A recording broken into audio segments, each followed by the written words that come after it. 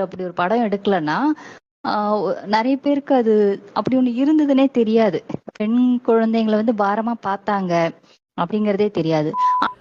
என் இனிய ஸ்புட்னிக் மக்களே, உங்கள் பாசத்திற்குரிய பாரதி ராஜாவின் கருத்தம்மா கருத்தம்மா கருத்தம்மா கருத்தம்மா வந்துட்டு ஃபர்ஸ்ட் எனக்கு தெரிய வருது. அப்போ புரியல இந்த மாதிரி ஏன் பொம்பளை பிள்ளைங்களை கொல்றாங்க அப்படிங்கிறது. சரண்யா பொன்வண்ணன் வந்து அக்காவா கேரக்டர் பண்ணியிருக்காங்க.